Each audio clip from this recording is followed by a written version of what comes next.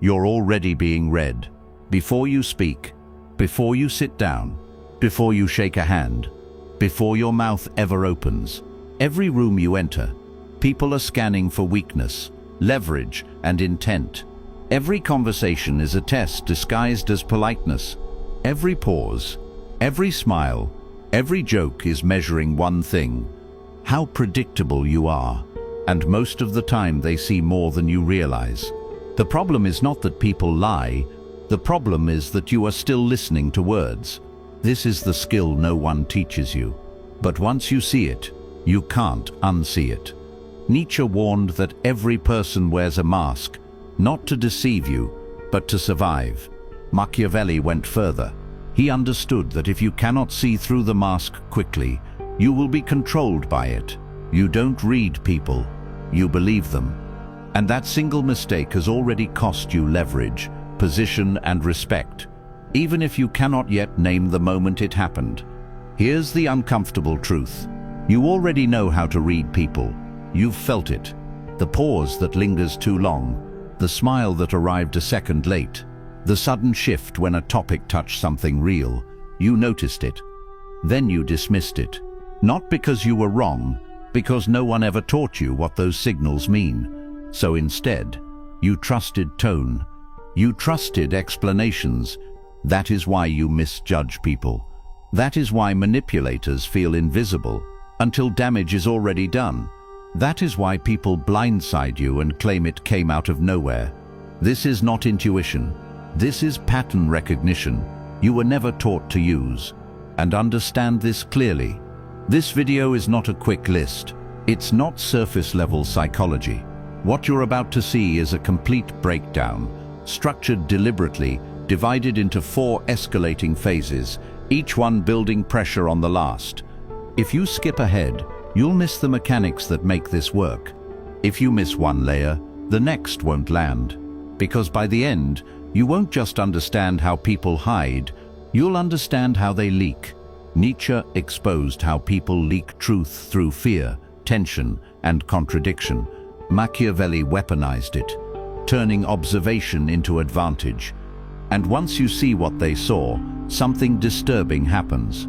You stop hearing what people say. You start seeing what they're hiding. How they treat someone who cannot benefit them. How silence makes them unravel. How envy, denial, and control flash across the face before the mouth catches up. This isn't about empathy. It's about survival in a social world where everyone is performing and only a few know how to watch. Most people spend their entire lives reacting to performances, never realizing they are being read, ranked, and quietly maneuvered by those who see faster than they do. That's why you've felt it before. That sudden shift, that moment someone turned cold without explanation. You were not wrong, you were late. By the end of this video, you'll understand 20 psychological tactics for reading anyone instantly. Not guesses, not vibes, not body language tricks. A cold system drawn directly from Nietzsche's truths and Machiavelli's tactics. What people hide, what they fear, what they want, and what exposes them before they ever speak. Once you see these patterns, conversations stop being confusing. Silence starts talking, criticism starts confessing, and masks start cracking in real time. Watch closely. This is the kind of knowledge you don't unlearn. The first tactic is to recognize this without exception. Before you learn how to read people, you need to understand one thing. What you meet is never the person. It is the version they built to survive rejection, loss, or punishment. This is not deception. This is adaptation. People don't wake up thinking, "I will deceive today." They wake up thinking, "How do I stay safe today?" Nietzsche wasn't insulting humanity when he said, "Every profound spirit needs a mask." He was stating a survival mechanism. From childhood, people learn which version of themselves gets approval, which version gets ignored, which version gets punished, and slowly, unconsciously, they become that version. The compliant coworker isn't kind by default. He learned that agreement kept him employed. The agreeable man is not always kind.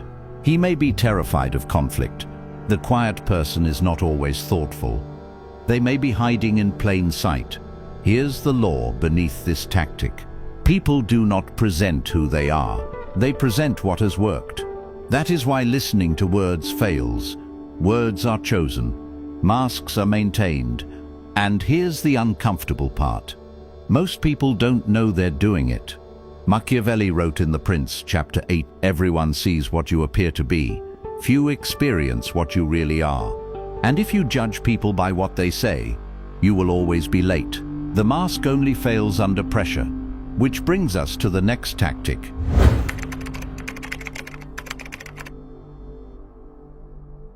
Now that you understand the mask, here's how it cracks.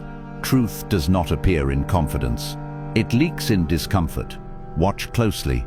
The pause that stretches too long. The laugh that arrives when nothing was funny. The sudden joke when a question lands too close. The silence that wasn't planned. These are not accidents. They are fractures. Seneca understood this long before modern psychology when he wrote, "A man is as unhappy as he has convinced himself he is." Discomfort is conviction breaking down. When the mask is working, behavior is smooth. When the mask strains, the body speaks. Nietzsche understood this. He distrusted language. He believed people speak from fear, not truth. And you see this everywhere. Once you look, ask someone about money. Watch the eyes. Ask about status. Watch the jaw tighten. Ask about loyalty. Watch the story change. The real person does not announce itself. It resists. This pattern never fails. Comfort is performance. Discomfort is revelation. This behavior obeys a rule. The mask holds until pressure rises. And pressure doesn't require aggression. Sometimes it's a single sentence that lands too close to truth. Remember this line, because it matters later.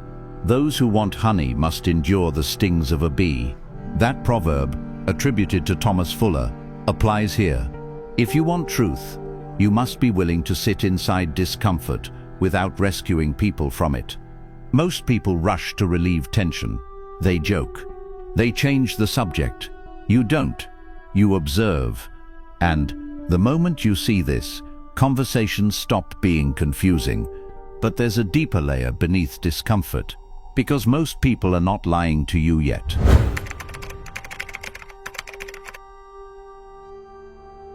This is where misjudgment usually happens. When someone contradicts themselves, your instinct is to think deception, manipulation, bad faith. Most of the time, that's wrong.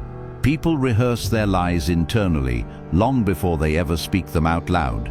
When someone says, "I'm fine," while their body says otherwise, they are not lying to you. They are repeating a story they've rehearsed for years. These are not lies meant to fool you. They are defenses meant to keep the person functioning. Nietzsche saw self-deception as a survival mechanism, a way to endure pain without collapsing. So when a story doesn't add up, don't rush to confrontation. Listen for the inconsistency, because contradictions are not mistakes. They are confessions that slipped.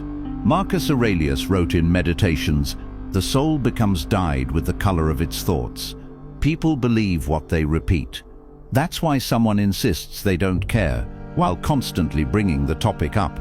Why someone claims independence while panicking at distance. Why someone says they hate drama while living inside it. These are not inconsistencies to argue with. They are patterns to note. This pattern never fails. Self-deception creates predictable leakage. And here's the advantage you gain when you see this correctly. You stop taking contradictions personally. You stop reacting emotionally. You stop trying to correct. Correction closes people. Recognition opens them, which leads to the most reliable signal of all. Now we move from moments to timelines. Words fluctuate. Mood shifts. Stories change. Patterns don't. Ghosting is a pattern. Overworking is a pattern. Chronic dominance is a pattern. Endless performance is a pattern. and patterns are biography.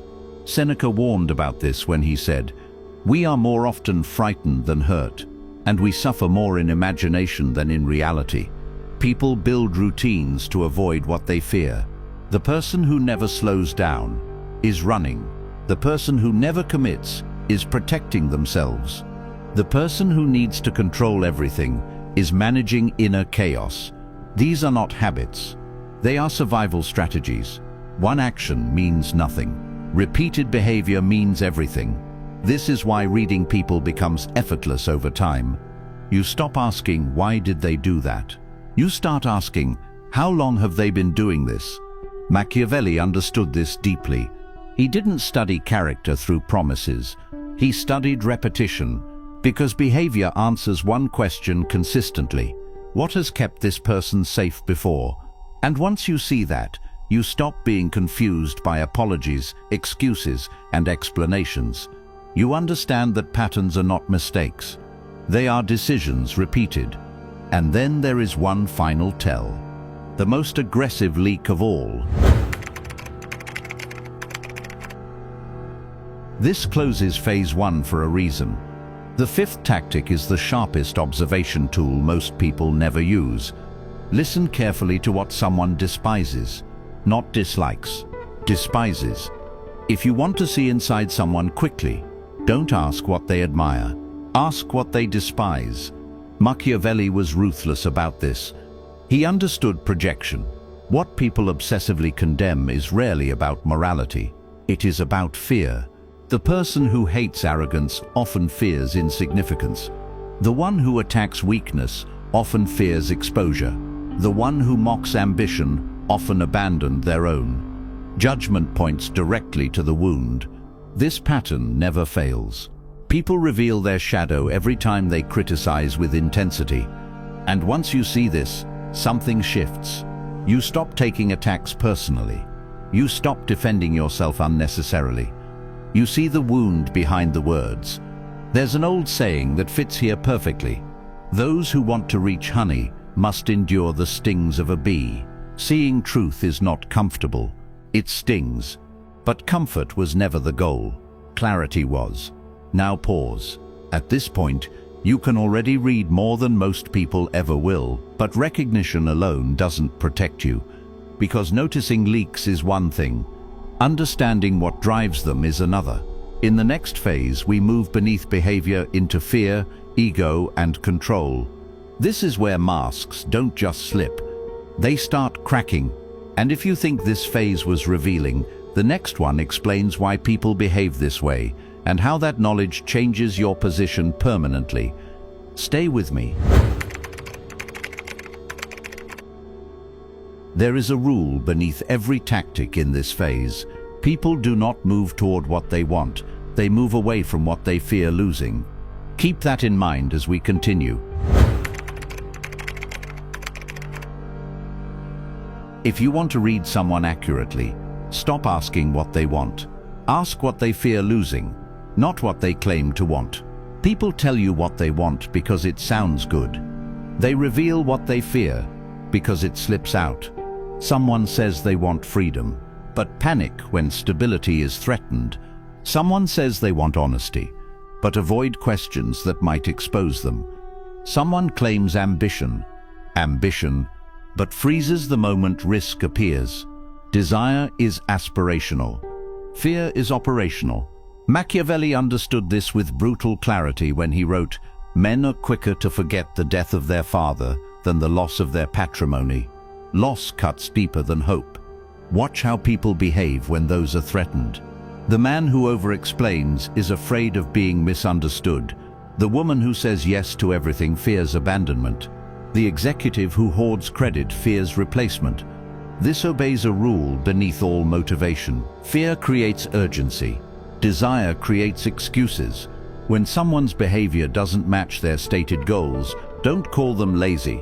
Identify the fear blocking them. Once you see what someone is protecting, you can predict how they will react before they do. And fear rarely acts alone. It partners with control.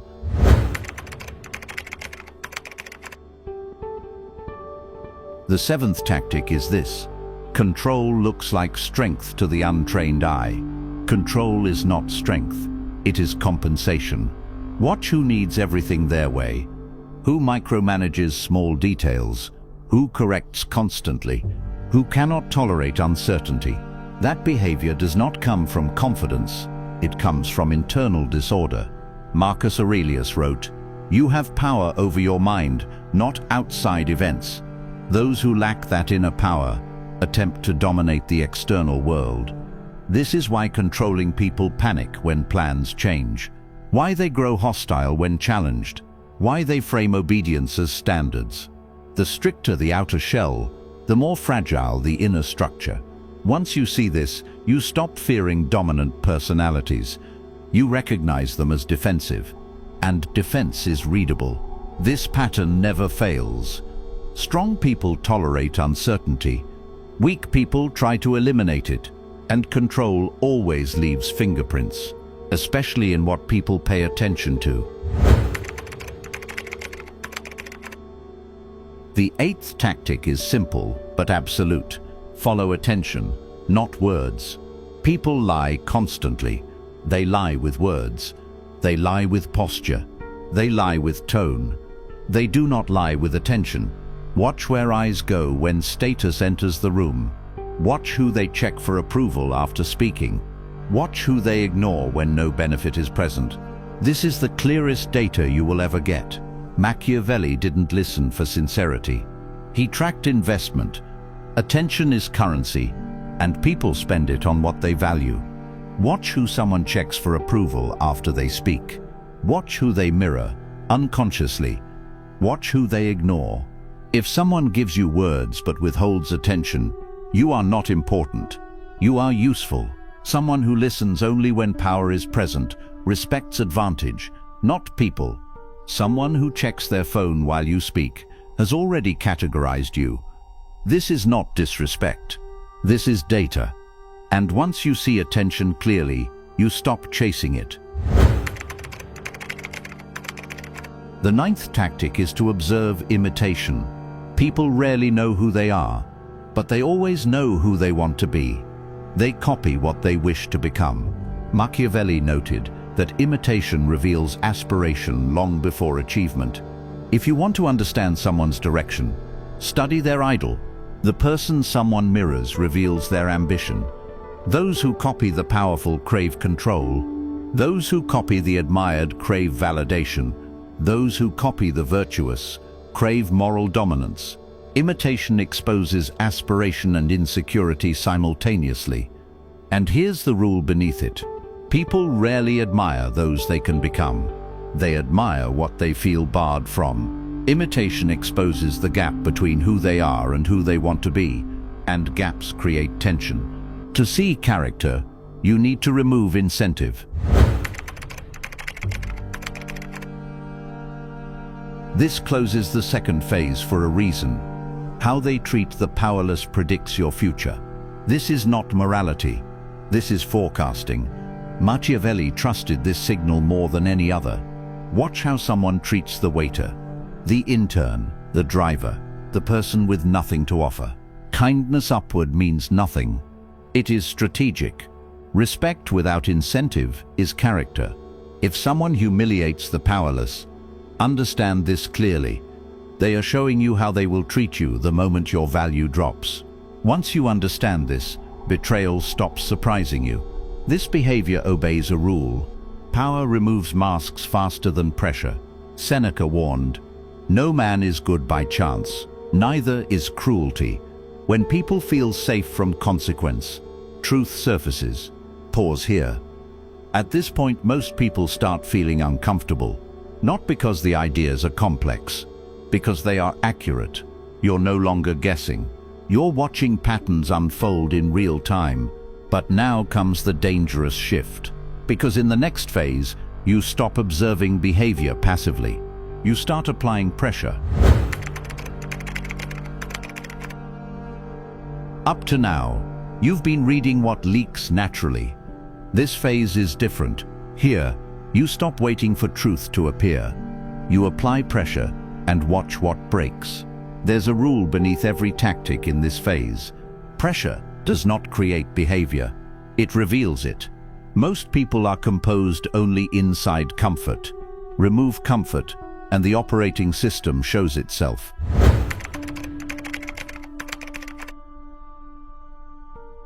Use silence as pressure, not absence. People talk to manage perception. They fill space to steer how they are seen. Silence removes that control. Ask a simple question, then stop. Don't rescue them with reassurance. Don't soften the pause. Don't smile it away. Watch what happens. Some people overshare immediately. They rush to fill the void, exposing fears, motives, justifications they never planned to reveal. Others grow irritated. Silence threatens their dominance. A few remain composed. Those are the dangerous ones. Seneca wrote, "Nature hath given men one tongue, but 2 ears, that we may hear from others twice as much as we speak." Most people violate this instinctively. And notice this. Those who are comfortable with silence are rarely weak. They are usually watching. Silence obeys one law. It forces people to confront themselves without distraction. And many cannot tolerate that. But silence alone isn't enough. You have to disrupt the script. Interrupt the rehearsed pattern and watch who appears underneath. Some people operate on rehearsed patterns: charm, humor, vulnerability, authority. They repeat what has worked before. Machiavelli knew these people were dangerous, not because they were smart, but because they were practiced. So he interrupted them. Break the script gently, but deliberately. Ignore the compliment. Don't laugh at the joke. Ask a question they didn't prepare for. The moment the script breaks, the mask slips. The confident one becomes defensive. The charming one grows irritated. The authentic one suddenly guards. That reaction is the real operating system. A confident person adapts. A performer collapses. This behavior obeys a rule. When performance is interrupted, instinct takes over. And instinct never lies. People control words. They do not control reflexes. Eyes break contact before the mouth lies. Mention certain subjects: status, money, shame, power, past failures. Then watch. The moment eye contact breaks, you've touched something real. Marcus Aurelius observed, "The face is the mirror of the mind, and eyes without speaking confess the secrets of the heart." The eyes reveal what the mind tries to avoid. Confidence holds gaze. Fear escapes it. This is not body language theory. This is neurological response. And once you see this consistently, you stop asking questions. You already have answers. Delay a response. Postpone a decision. Take longer than expected. Make them wait. Then step back and observe. Entitled people panic. They guilt. They pressure. They passive-aggress. Disciplined people adapt. Machiavelli tested patience deliberately. He knew time fractures emotional discipline faster than confrontation. This pattern never fails. Those who feel owed react badly to delay. And when delay meets denial, truth accelerates. Time doesn't change character. It reveals it. Never wait for betrayal. Engineer it. Deny something small and observe the response. Not cruelty, not rejection, a simple no. Refuse a minor favor. Withhold attention briefly. Decline an expectation. Then watch what changes. Do they stay respectful? Do they withdraw? Do they criticize? Do they expose resentment? Loyal people remain steady. Opportunists grow cold. Insecure individuals overreact. Performers disappear. Loyalty is not proven in agreement. It is exposed in deprivation. Machiavelli trusted this test more than promises. People reveal their allegiance the moment they don't get what they want. This pattern never fails. How someone reacts to denial predicts how they will act under pressure. Once you understand this, betrayal stops surprising you. Pause here. At this point, you're no longer just reading people, you're testing reality. And if this feels unsettling, it should, because you're beginning to see how easily masks fail when comfort is removed. But this is not the end, because in the final phase, observation and pressure merge. You stop reacting entirely. You begin forcing truth to surface without confrontation. This is where influence replaces effort. This is where the game shifts. Stay with me. This is where observation becomes leverage, not manipulation, not force, control without exposure. Up to now, you've been learning how truth leaks, how pressure fractures masks, how silence, denial, and disruption reveal character. This final phase shows you how people expose themselves while believing they are in control. There's a rule beneath everything here. The most effective influence never announces itself. Machiavelli understood this better than anyone. He didn't ask for power. He arranged conditions so power moved toward him. Most people are only warm when there is something to gain: approval, access, attention, benefit. So remove reward and watch default behavior emerge. No praise, no reassurance, no validation, just presence. Then watch. Most people only behave well when rewarded. Take away the incentive, and the mask drops. Some grow colder. They were only friendly for gain. Some try harder. They crave approval. Some remain steady. Those people are disciplined, potentially dangerous. Machiavelli trusted this tactic because it strips performance instantly. When there is nothing to extract, you see default character. He warned, men are ungrateful, fickle, simulators and deceivers, avoiders of danger, greedy of gain. He wasn't condemning humanity. He was describing default behavior under no incentive. This behavior obeys a rule. People reveal who they are when they believe they are not being watched or rewarded. And once you see this, you stop misjudging motives. But absence alone is not enough. You have to remove approval itself.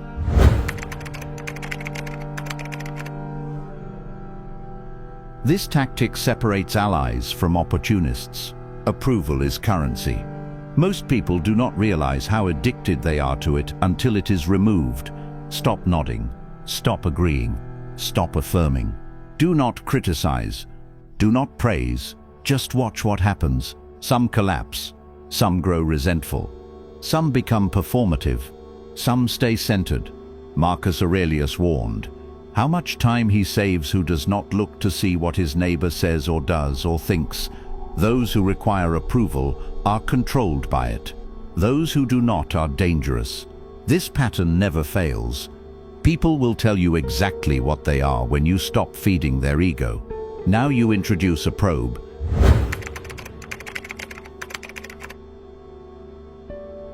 Never expose real vulnerability early. Machiavelli never did. Instead, he used controlled flaws, a small believable weakness. Harmless, non-strategic, something like hesitation, overthinking, being too trusting in the past. Then observe. Do they store it? Do they weaponize it later? Do they mock it? Do they ignore it? Do they respond with restraint? This reveals everything about how they treat power imbalance. Seneca wrote, "He who is cruel to the weak is cruel by nature." People show their moral structure when they believe they have leverage. And now comes the most destabilizing tactic of all.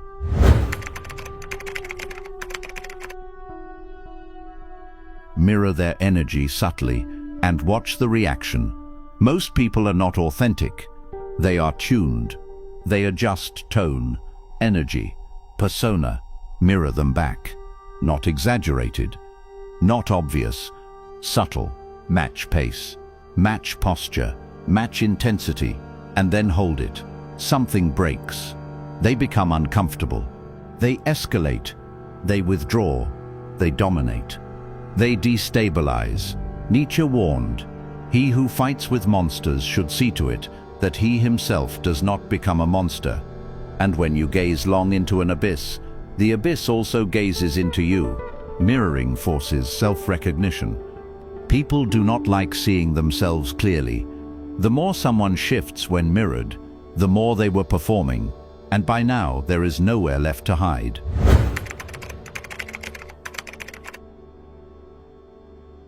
This is the synthesis: ghosting, overworking, control, avoidance. These are not traits. They are autobiographies. People do not repeat behavior randomly. They repeat protection strategies. Machiavelli studied patterns, not promises. Nietzsche studied repetition, not intention. Together, they reveal the final rule. Behavior confesses what language hides. Once you understand this, something shifts. You stop reacting emotionally. You stop personalizing. You stop being surprised. You are no longer guessing. You are no longer hoping. You are no longer blind. You are reading, and there is a cost to this, because once you see clearly, you cannot unsee it. Those who want to reach honey must endure the stings of a bee. Clarity stings. Power isolates. Awareness separates. But it also frees.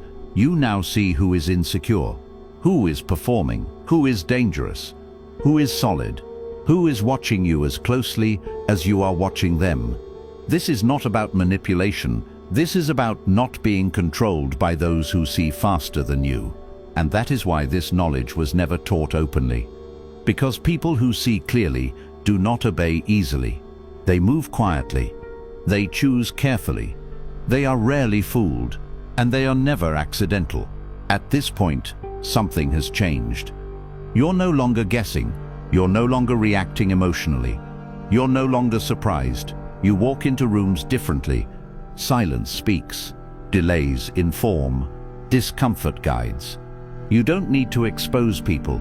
They expose themselves. And the most unsettling part is this: you've been using these instincts your entire life. You were just never trained to trust them. This is the skill no one teaches you. But once you see it, you can't unsee it. If this sharpened your perception even slightly, don't disappear quietly. Signal commitment. Drop this in the comments to lock it in. I see patterns, not for approval, for alignment. If you want more of this, not motivation, not surface psychology, not advice wrapped in comfort, subscribe to the channel. This channel exists for one reason: to teach perception, restraint, and quiet advantage.